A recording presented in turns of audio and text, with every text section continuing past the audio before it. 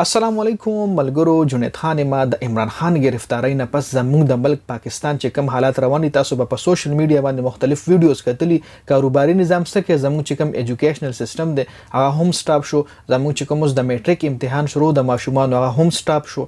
د ماشومان د سکول چټیانه شو. پرایویټ ګورنمنت ټول ډپارټمنټ چې څومره هم دي هغه فل حال چې کوم دی افیکټډ شوی دي. د میټریک امتحان سټاپ کېدو سره سره زموږ چې کوم د اف اس سی ایگزام دی اب هم ډیلی کیږي، خامخا به هم ور سره افیکټ کیږي. بورډ سیستم دی نه علاوه هسپتالونو کې چې کوم مریضان یا هسپتالونو کې چې کوم حساب کتاب دی اب هم افیکټ کیږي. زموږ د ملک چې کومه پایه ده هغه اوس پتن لګي چې سور وځو لا سټاپ شو. زموږ ملک اسی هم ډاون روانو. زموږ چې کوم اکانومي واغه الریډي کریش شي و زموږ چې کوم پیسې واغه الریډي غورځیدلې ده او نور به هم د هفته دوه کې تاسو ګورئ چې ډالر کم زیات راسي. د ملک په مختلف حصو کې د عمران خان چې څومره هم سپورټران دي هغه راوتل دي د خپل لیډر رهایی غواړي او رهایی ای په داسې طریقه باندې غواړي. تاسو به کتلی وي مختلف علاقو کې توړ پوړ شروع دي.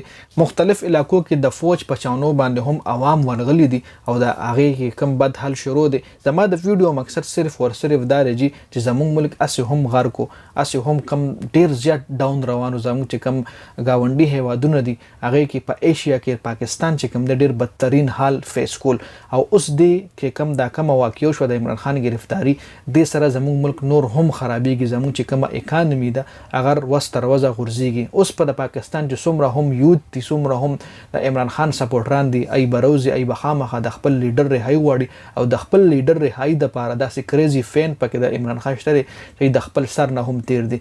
تقریبا 30 پورې الکان چې تر اوسه پورې د کم د پی ټی آی سپورټران دي دا خبر راځي چې 30 پورې الکان چې کم دي په دغه درنو کې په دغه سټرایکونو کې په دغه احتجاجونو کې شهیدان شو. جی تر اوسه پورې تقریبا یو ورځ هم لانه د کمپلیټ چې 30 پورې الکان شهیدان شو. جی دا تاسو خپل سوچو کوي چې دوه ورځې پس درې ورځې پس څومره خلک په دې کې مړ شي. جی څومره د موږ د ملک نقصان مو شي، څومره به د موږ د ملک بزنس افیکټ شي، څومره به د موږ د ملک ایجوکیشنل ادارې بند شي، څومره به د موږ د ملک نقصان کیږي هغه مو تاسو سوچ هم نشو کولای. چونکه دغه نقصان خو عام خلکو لا پته نشته او چې څومره هم پالیټیشن دی یا د پوی خلک دي نو دای لا پته را چې دا عمران خان کچری مونږ گرفتار کو نو زمونږ به دغه رنګ مشکلات فیس کو.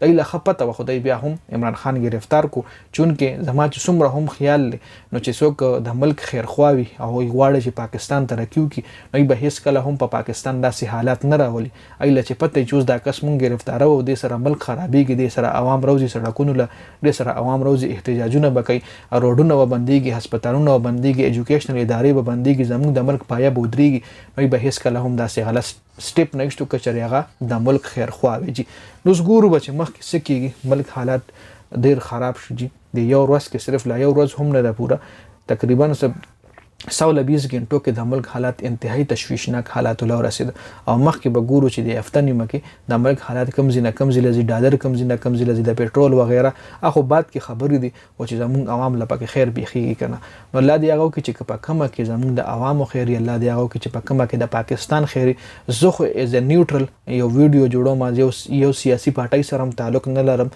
یو نیوټرل انسان ما د پاکستان خو غواړم د پاکستاني ما پاکستان فین ما د پاکستان باشندای ما په پاکستان کې مونږ جون کړل نو د پاکستان خو غواړم. جی نو د ویډیو کتلو زیات تمنا ویډیو مخکې ملګرو سره شریک کړئ. جنید خان افیشل چینل هم سبسکرایب کړئ، پیج هم لایک کړئ. والسلام.